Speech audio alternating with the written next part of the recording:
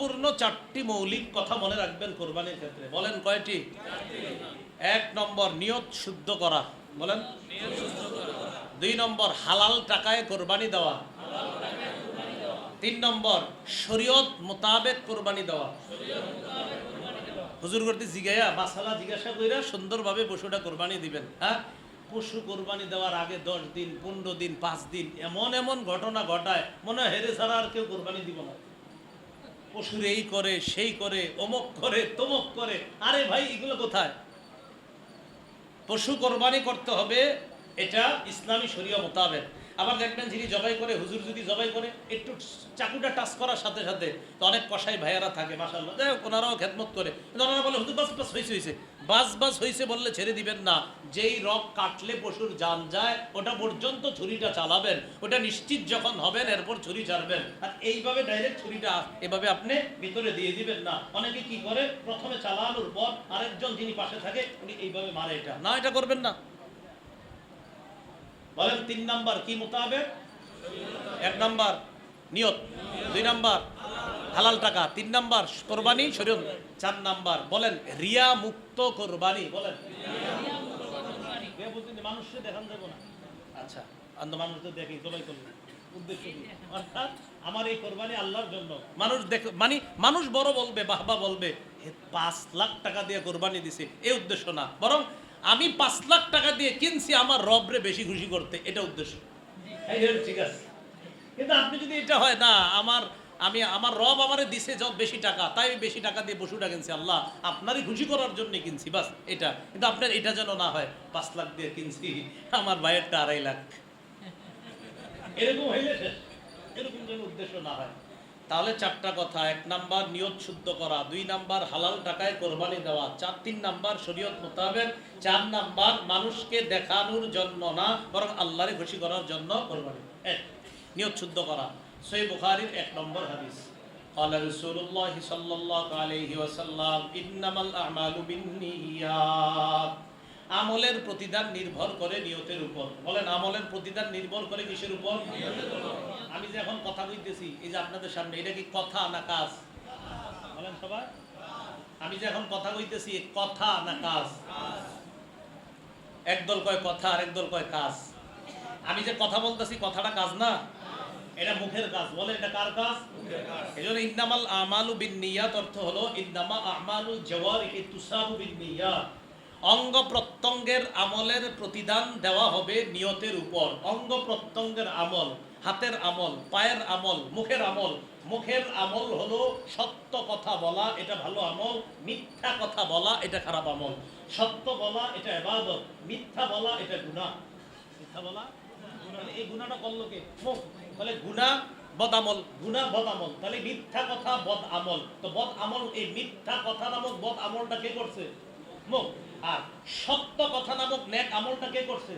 মুখ। তাহলে মুখের সত্য কথা নেক আমল, মুখের মিথ্যা কথা এটা বদ আমল। এই জন্য রাসূলের এই হাদিস দ্বারা উদ্দেশ্য, অঙ্গ প্রত্যঙ্গের আমলের প্রতিদান দেওয়া হয় পরিশুদ্ধ নিয়তের সাথে। এখন আমরা যে হাত দিয়ে গরু কোরবানি করব, পশু কোরবানি করব, এটা কার জন্য করা? আল্লাহর জন্য। এই হলো 1 নম্বর, মনে রাখবেন। সহিহ বুখারীর 1 নম্বর হাদিস, আমলের প্রতিদান নির্ভর করে নিয়তের উপর। 2 জানি কোনটা? হালাল টাকায় কোরবানি করা। সহিহ বুখারীর 52 নম্বর হাদিস, নুমান ইবনে বাশীর রাদিয়াল্লাহু তাআলা আনহুর বর্ণনা, তিনি বলেন, قال رسول الله صلى الله عليه وسلم الحلال بين والحرام بين। হালাল স্পষ্ট, হারাম স্পষ্ট। ওয়া বাইনাহুমা মুশাব্বাহাত ওয়া ফি নুসখাতিন মুশতাবিহাত। হালাল আর হারামের মাঝে কিছু অস্পষ্ট বিষয়, সন্দেহযুক্ত বিষয় আছে। ফামানিত্তাকাল মুশাব্বাহাত ফাকাদ ইস্তাবরা লিদীনিহি ওয়া ইরদিহি। কোন ব্যক্তি যদি সন্দেহযুক্ত জিনিস থেকে বাঁচে, সে তার ধর্ম এবং তার ইজ্জতকে হেফাজত করবে। আমি উদাহরণ যেভাবে দেই, আমার দিকে তাকান। 2টা ধান ক্ষেত, এই তাকান সবাই, এই 2টা ধান ক্ষেত। এই 2টা কি ক্ষেত? মাঝখানে আইল। বলেন মাঝখানে ধান ক্ষেত। এই ধান ক্ষেতের 2 পাশে 2টা সুন্দর রাস্তা আছে। ধান ক্ষেতের 2 পাশে 2টা সুন্দর রাস্তা, মাঝখানে আইল, চিকুন আইল।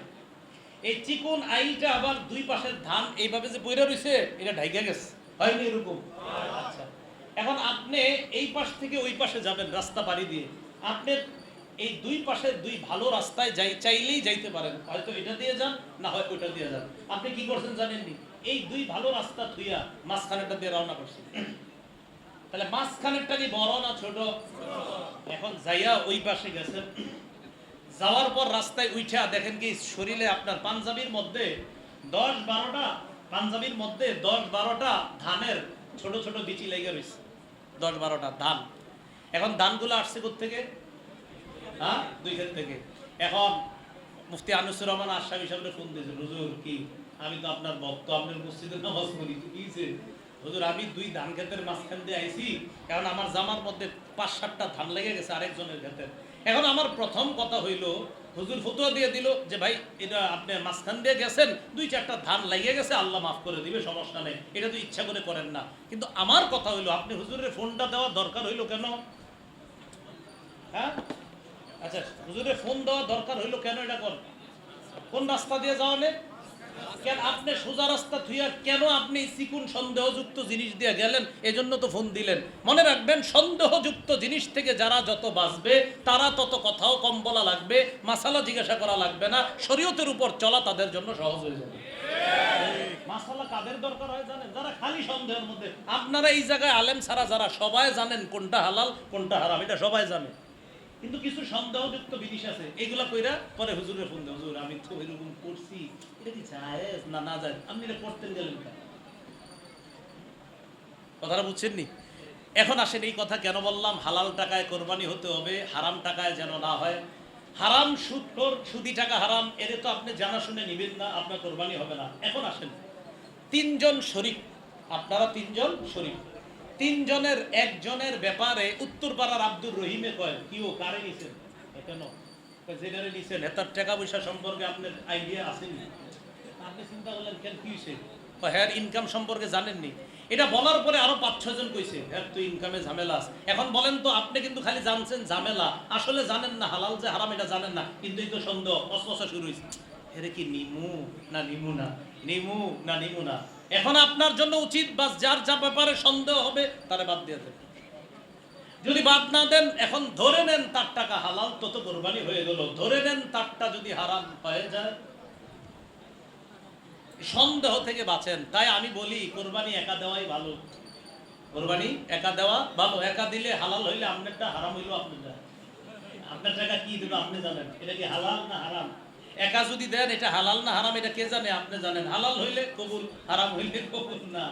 হ্যাঁ, শরিকানা যদি ভাইয়েরা দেন, আপন 3 ভাই 4 ভাই 5 ভাই, তা আপনারা তো জানেন যে আমরা এই 3 ভাই কি কি কামাই করি, ইনকাম করি। হ্যাঁ মাশাআল্লাহ, 3 ভাই 5 ভাই যদি এরকম দেন, জানেন যে সবার ইনকাম হালাল, সেক্ষেত্রে শরিকানা একসাথে যদি দেন, এটা সমস্যা না, এটা দেওয়া এটা বরং ভালো। আপনারা একই পরিবারের 5টা সন্তান, 5 জন 5 ঘরে থাকেন, এটা সমস্যা নাই।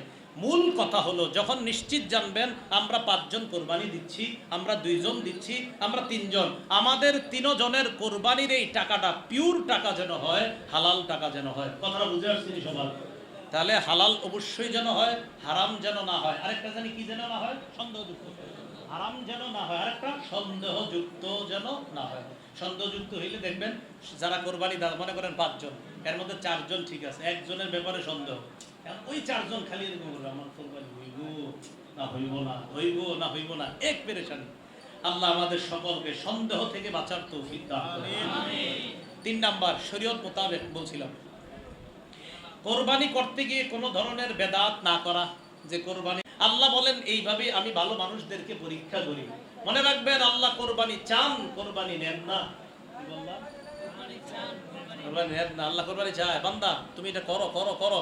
আপনি চেষ্টা করতে করতে করতে করতে শেষ স্টেজে পৌঁছে গেছেন, আল্লাহর সাহায্য শুরু হয়ে যাবে। এজন্য আল্লাহ বলে একটু কোরবানি দাও দাও, করো করো করো, এই আপনি করতেছেন, বাস সাহায্য শুরু হয়ে যাবে। এজন্য আল্লাহ কিছু কোরবানি চান, এরপরে আল্লাহ দেখবেন ফাইনাল স্টেজে আইসা আপনার উপর এমন পরিমাণ সাহায্য শুরু করেন, এটাকে বলা হয় আল্লাহ নুসরত। এজন্য আল্লাহ বান্দার থেকে কোরবানি চান, কিন্তু পরিপূর্ণ কোরবানি আল্লাহ বান্দার থেকে নেন না। শুধু দেখে আমার বান্দা চেষ্টা করে কিনা, আমার বান্দা আমার হুকুম পালনে সচেষ্ট হয় কিনা, এটা আল্লাহ দেখেন। পরিপূর্ণতাটা আল্লাহ দান করে দেন। এরপরে আল্লাহ বলেন ইন্না হাযা লাহুয়াল বালাউল মুবিন, এটা স্পষ্ট পরীক্ষা।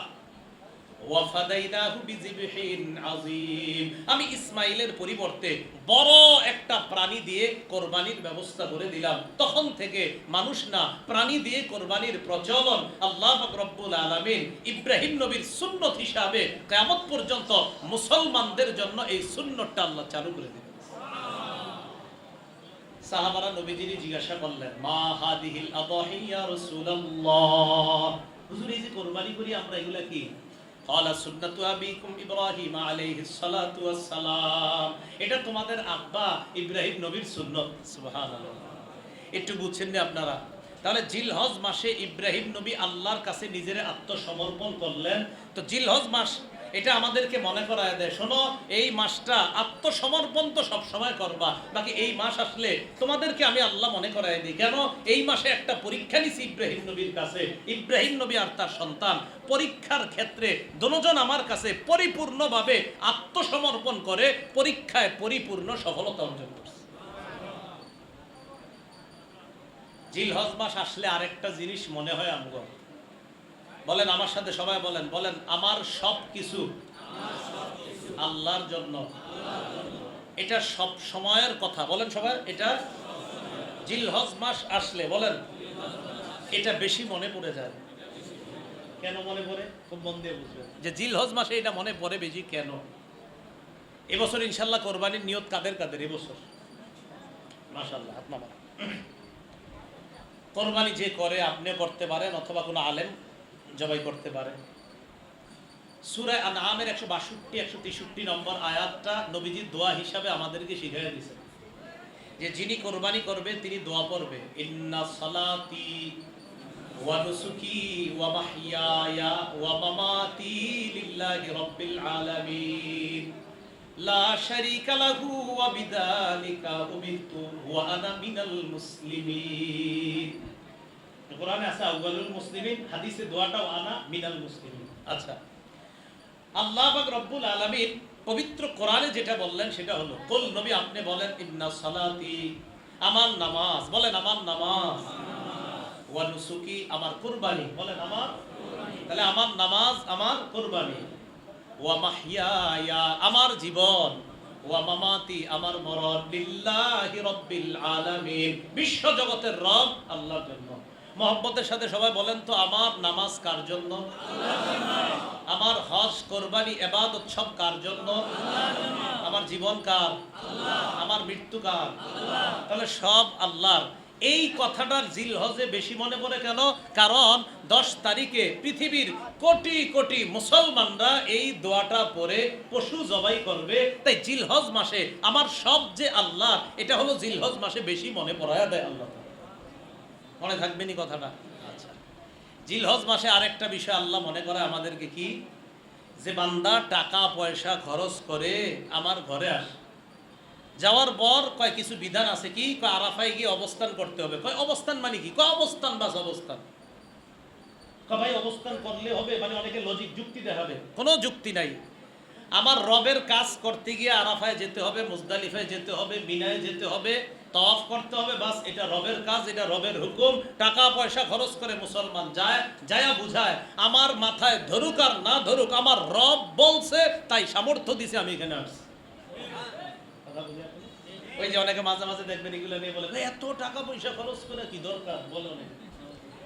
মুসলমানরা আমরা, আমাদেরকে যদি আল্লাহ তৌফিক দেয় আমরা সবাই হজ করব ইনশাআল্লাহ। আমরা কোনো প্রশ্ন তুলবো না যে এটা কেন ওটা কেন, না আমার রব বলছে তাই যাব। কয় প্লেন দিয়া তুমি কাবার সামনে দাঁড়ায় রইলা, আরাফায় গিয়ে অবস্থান করলা, মুজদালিফায় একটু রাত কাটাইলা, মিনায় গেলা, এটা পশু জবাই করলা, লাখ লাখ টাকা খরচ করে হজ হয়ে গেল তোমার। আমরা বলবো হ্যাঁ আমার রব বলছে, লাখ লাখ টাকা খরচ এটা আমাদের বিষয় না। আমরা রবের কথায় রবের হুকুম পালন করতে পারছি, এটা আমাদের মুসলমানদের গর্বের বিষয়। কথা বুঝে আসে নাই সবার? তাহলে আমরা হজ করি টাকার ক্ষেত্রে না আল্লাহর জন্য হজ করি? হ্যাঁ, টাকা যদি সামর্থ্য দেয় যাব, সামর্থ্য না দিলে তো হজ ফরজ না। এজন্য সূরা আলী ইমরানের 97 নম্বর আয়াতে আল্লাহ বলেন, ওয়ালিল্লাহি আলান নাসি হিজ্জুল বাইতি মান ইসতাতা ইলাইহি সাবিলা। যারা ওই ঘরে যাওয়ার সামর্থ্য রাখে আল্লাহর জন্য, তাদের জন্য আল্লাহ হজ ফরজ করেছেন। এখন আসেন ওই ব্যক্তি হাজী সাহেব সেখানে গিয়ে কি বলে, লাব্বাইক আল্লাহ আমি হাজির, আল্লাহুম্মা লাব্বাইক, হে আল্লাহ আমি হাজির, লাব্বাইক আল্লাহ আমি হাজির, লা শারীকা লাকা লাব্বাইক আল্লাহ আপনার কোনো শরীক নাই, আমি হাজির, ইন্নাল হামদা সমস্ত প্রশংসা, ওয়ান নি'মাতা লাকা সব প্রশংসা আপনার, সব নিয়ামত আপনার, ওয়াল মুলকা আল্লাহ সমস্ত রাজত্ব আপনার। আমি আপনার ঘরের সামনে আইসা এটা আপনারে আমি সাক্ষী দিয়ে বলছি আল্লাহ আমি হাজির, আল্লাহ আমি হাজির, আপনার কোনো শরীক নাই আল্লাহ, আপনারই ক্ষমতা, নিয়ামত সব আপনার, প্রশংসা সব আপনার আল্লাহ। আমি এখানে দাঁড়ায়া আমি হাজির হয়ে আপনার দরবারে সাক্ষী দিতেছি। এটা বান্দা ওখানে গিয়ে বলে যে মাবুদ আমার সব আপনার, আমার জীবনে যত কিছু অর্জন এটা মানুষ বাহবা দেয়, প্রশংসা দেয় না, মাবুদ সব প্রশংসা তো আপনার, কারণ আপনি রব আমারে তৌফিক না দিলে তো আমি এত কিছু করতে পারতাম না। ঠিক আছে না কথাটা? তো আল্লাহ পাক রব্বুল আলামিন জিলহজ মাস আসলে আমাদেরকে এই বিষয়টা মনে করায় দেয়। আর কি মনে করায়? আর একটা বিষয়, কোরবানি যারা করবে ওই কোরবানি ওয়ালাদের গোশত খাওয়া কোনো উদ্দেশ্য হবে না, বরং তাদের টার্গেট আর উদ্দেশ্য হবে আমি পশু জবাই করলাম, আল্লাহ জানে আমার রব কবুল করে কিনা, আল্লাহ টাকা পয়সা তো কিছু দিয়েছেন আপনি, তাই পশু কিনলাম, মাবুদ জবাই করলাম, এখন আপনি চাইলে আমার কোরবানিটা কবুল হবে, এজন্য তো দোয়ার মধ্যে ফাতাকাব্বাল মিন্নি, আল্লাহ আমার পক্ষ থেকে এই কোরবানি আপনি কবুল করেন, মাবুদ আমি তো আপনার জন্য জবাই করলাম, আপনি যদি কবুল করেন তাহলে এটা কবুল হবে। তাহলে বলেন তো কোরবানিতে আমাদের গোশত খাওয়া উদ্দেশ্য নাকি আল্লাহ কবুল যেন করে এটা উদ্দেশ্য? এখন কবুলের সম্পর্ক নিয়তের সাথে, বলেন সবাই কবুলের সম্পর্ক নিয়তের সাথে, সবাই বলেন কবুলের সম্পর্ক নিয়তের সাথে। গুরুত্বপূর্ণ চারটি মৌলিক কথা মনে রাখবেন কোরবানির ক্ষেত্রে, বলেন কয়টি? এক নম্বর নিয়ত শুদ্ধ করা, বলেন নিয়ত শুদ্ধ করা। দুই নম্বর হালাল টাকায় কোরবানি দেওয়া, তিন নম্বর শরীয়ত মোতাবেক কোরবানি দেওয়া। হুজুর করতে জিগাইয়া মাসালা জিজ্ঞাসা কইরা সুন্দরভাবে পশুটা কোরবানি দিবেন। হ্যাঁ, পশু কোরবানি দেওয়ার আগে 10 দিন 15 দিন 5 দিন এমন এমন ঘটনা ঘটায় মনে হয় হেরে ছাড়া আর কেউ কোরবানি দিব না, পশুর এই করে সেই করে অমুক করে তমুক করে। আরে ভাই এগুলো কোথায়? পশু কোরবানি করতে হবে এটা ইসলামী শরীয়ত মোতাবেক। আবার দেখবেন যিনি জবাই করে, হুজুর যদি জবাই করে একটু চাকুটা টাচ করার সাথে সাথে তো অনেক কসাই ভাইয়ারা থাকে মাশাআল্লাহ, যাই হোক ওনারাও খেদমত করে, ওনারা বলে হুজুর বাস বাস হয়েছে, বাস বাস হয়েছে বললে ছেড়ে দিবেন না, যেই রক কাটলে পশুর জান যায় ওটা পর্যন্ত ছুরিটা চালাবেন, ওটা নিশ্চিত যখন হবেন এরপর ছুরি ছাড়বেন। আর এইভাবে ডাইরেক্ট ছুরিটা এভাবে আপনি ভিতরে দিয়ে দিবেন না। অনেকে কি করে প্রথমে চালানোর পর আরেকজন যিনি পাশে থাকে উনি এইভাবে মারে, এটা না, এটা করবেন না। বলেন 3 নাম্বার কি মোতাবেক? 1 নাম্বার নিয়ত, 2 নাম্বার হালাল টাকা, 3 নাম্বার কোরবানি শরীয়ত, 4 নাম্বার বলেন রিয়া মুক্ত কোরবানি, বলেন রিয়া বলতে মানুষকে দেখান যাব না। আচ্ছা, অন্য মানুষ তো দেখি জবাই করলেন উদ্দেশ্য কি? অর্থাৎ আমার এই কোরবানি আল্লাহর জন্য, মানুষ দেখ মানে মানুষ বড় বলবে, বাহবা বলবে 5 লাখ টাকা দিয়ে কোরবানি দিছে, এই উদ্দেশ্য না, বরং আমি 5 লাখ টাকা দিয়ে কিনছি আমার রবরে বেশি খুশি করতে, এটা উদ্দেশ্য।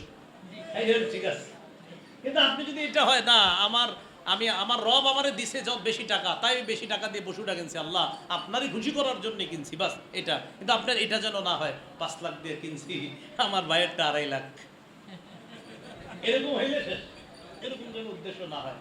তাহলে 4টা কথা, 1 নাম্বার নিয়ত শুদ্ধ করা, 2 নাম্বার হালাল টাকায় কোরবানি দেওয়া, 3 নাম্বার শরীয়ত মোতাবেক, 4 নাম্বার মানুষকে দেখানোর জন্য না বরং আল্লাহরে খুশি করার জন্য কোরবানি।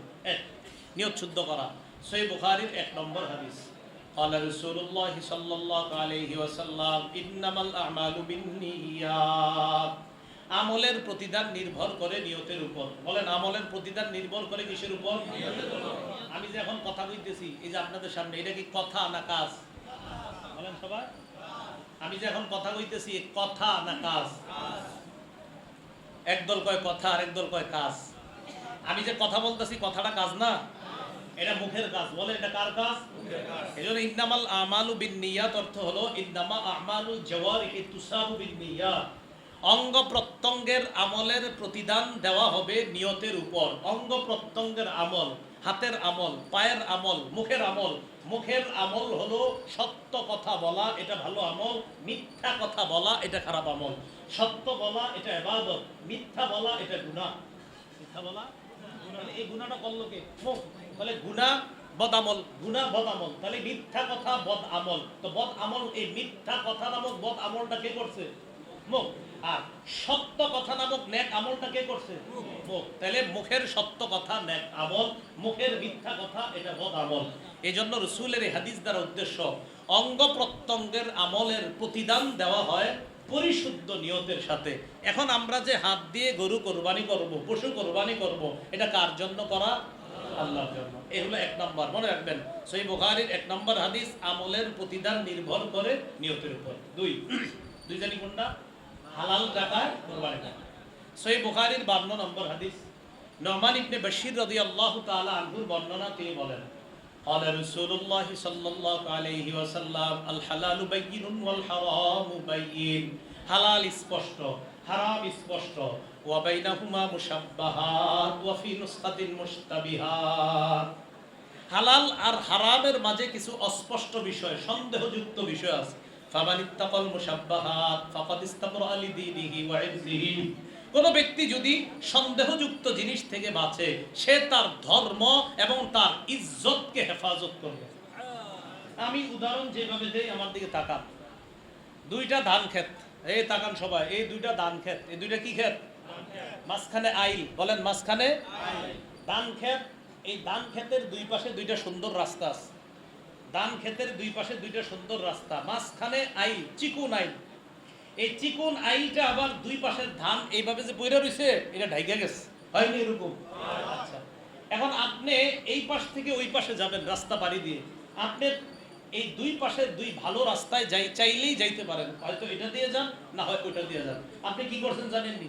এই দুই ভালো রাস্তা থুইয়া মাঝখানেরটা দিয়ে রওনা করছেন। তাহলে মাঝখানেরটা কি বড় না ছোট? এখন যাইয়া ওই পাশে গেছেন, যাওয়ার পর রাস্তায় উঠা দেখেন কি শরীরে আপনার পাঞ্জাবির মধ্যে 10-12টা, পাঞ্জাবির মধ্যে 10-12টা ধানের ছোট ছোট বিচি লেগে রয়েছে, 10-12টা ধান। এখন ধানগুলো আসছে কোত্থেকে? হ্যাঁ, দুই ক্ষেত থেকে। এখন মুফতি আনিসুর রহমান আশরাফি সাহেবের ফোন দিয়েছে, হুজুর কি আমি তো আপনার ভক্ত, আপনার মসজিদে নামাজ পড়ি, কিছে হুজুর আমি দুই ধান ক্ষেতের মাঝখান দিয়ে আইছি, এখন আমার জামার মধ্যে 5-7টা ধান লেগে গেছে আরেকজনের ক্ষেতের। এখন আমার প্রথম কথা হইল, হুজুর ফতোয়া দিয়ে দিল যে ভাই এটা আপনি মাঝখান দিয়ে গেছেন, 2-4টা ধান লেগে গেছে, আল্লাহ মাফ করে দিবে, সমস্যা নেই, এটা তো ইচ্ছা করে করেন না। কিন্তু আমার কথা হইল, আপনি হুজুরের ফোনটা দেওয়া দরকার হইল কেন? হ্যাঁ, আচ্ছা, হুজুরের ফোন দেওয়া দরকার হইল কেন? এটা কোন রাস্তা দিয়ে যাওয়া নেই কেন? আপনি সোজা রাস্তা থুইয়া কেন আপনি চিকুন সন্দেহযুক্ত জিনিস দিয়ে গেলেন? এজন্য তো ফোন দিলেন। মনে রাখবেন, সন্দেহযুক্ত জিনিস থেকে যারা যত বাঁচবে, তারা তত কথাও কম বলা লাগবে, মাসালা জিজ্ঞাসা করা লাগবে না, শরীয়তের উপর চলা তাদের জন্য সহজ হয়ে যাবে। মাসালা কাদের দরকার হয় জানেন? যারা খালি সন্দেহের মধ্যে। আপনারা এই জায়গায় আলেম ছাড়া যারা, সবাই জানেন কোনটা হালাল কোনটা হারাম, এটা সবাই জানে। কিন্তু কিছু সন্দেহযুক্ত জিনিস আছে, এগুলা কইরা পরে হুজুরের ফোন দেয়, হুজুর আমি তো এরকম করছি, এটা কি জায়েজ না না জায়েজ, আপনি এটা করতেন গেলেন কেন? কথাটা বুঝছেন নি? এখন আসেন, এই কথা কেন বললাম? হালাল টাকায় কোরবানি হতে হবে, হারাম টাকায় যেন না হয়। হারাম সুদি টাকা হারাম, এর তো আপনি জানা শুনে নিবেন না, আপনার কোরবানি হবে না। এখন আসেন, 3 জন শরীক, আপনারা 3 জন শরীক, 3 জনের একজনের ব্যাপারে উত্তরপাড়ার আব্দুর রহিমে কয়, কি ও কারে নিছেন? কেন? যেটারে নিছেন এটার টাকা পয়সা সম্পর্কে আপনার আইডিয়া আসেনি, আপনি চিন্তা করলেন কেন, কি হয়েছে? হ্যাঁ, ইনকাম সম্পর্কে জানেননি। এটা বলার পরে আরো 5-6 জন কইছে, হ্যাঁ তুই ইনকামে ঝামেলা আছে। এখন বলেন তো, আপনি কিন্তু খালি জানছেন ঝামেলা, আসলে জানেন না হালাল যে হারাম এটা জানেন না, কিন্তু এই তো সন্দেহ অস্পষ্ট শুরু হয়েছে, হেরে কি নিমু না নিমু না, নিমু না নিমু না। এখন আপনার জন্য উচিত, বাস যার যা ব্যাপারে সন্দেহ হবে তারে বাদ দিয়ে দেন। যদি বাদ না দেন, এখন ধরে নেন তার টাকা হালাল, তত কোরবানি হয়ে গেল। ধরে নেন তারটা যদি হারাম হয়ে যায়, সন্দেহ থেকে বাঁচেন। তাই আমি বলি, কোরবানি একা দেওয়াই ভালো, কোরবানি একা দেওয়া ভালো। একা দিলে হালাল হইলে আপনারটা, হারাম হইলো আপনারটা। আপনার টাকা কি দিল আপনি জানেন, এটা কি হালাল না হারাম? একা যদি দেন, এটা হালাল না হারাম এটা কে জানে? আপনি জানেন। হালাল হইলে কবুল, হারাম হইলে কবুল না। হ্যাঁ, শরিকানা যদি ভাইয়েরা দেন আপন 3 ভাই 4 ভাই 5 ভাই, তা আপনারা তো জানেন যে আমরা এই 3 ভাই কি কি কামাই করি, ইনকাম করি। হ্যাঁ মাশাআল্লাহ, 3 ভাই 5 ভাই যদি এরকম দেন, জানেন যে সবার ইনকাম হালাল, সেক্ষেত্রে শরিকানা একসাথে যদি দেন এটা সমস্যা না, এটা দেওয়া এটা বরং ভালো। আপনারা একই পরিবারের 5টা সন্তান, 5 জন 5 ঘরে থাকেন, এটা সমস্যা নাই। মূল কথা হলো যখন নিশ্চিত জানবেন আমরা 5 জন কোরবানি দিচ্ছি, আমরা 2 জন দিচ্ছি, আমরা 3 জন, আমাদের 3 জনের কোরবানির এই টাকাটা পিওর টাকা যেন হয়, হালাল টাকা যেন হয়। কথাটা বুঝে আসছি সবার? তাহলে হালাল অবশ্যই যেন হয়, হারাম যেন না হয়। আরেকটা জানি কি যেন না হয়, সন্দেহযুক্ত। হারাম যেন না হয়, আরেকটা সন্দেহযুক্ত যেন না হয়। সন্দেহযুক্ত হইলে দেখবেন যারা কোরবানি দেয়, মনে করেন 5 জন, এর মধ্যে 4 জন ঠিক আছে, একজনের ব্যাপারে সন্দেহ, ওই 4 জন খালি এরকম করবে, আমার কোরবানি হইব না হইব না, হইব না হইব না, এক পেরেশানি। আল্লাহ আমাদের সকলকে সন্দেহ থেকে বাঁচার তৌফিক দান করুন। 3 নাম্বার, শরীয়ত মোতাবেক বলছিলাম, কোরবানি করতে গিয়ে কোনো ধরনের বেদাত না করা, যে কোরবানি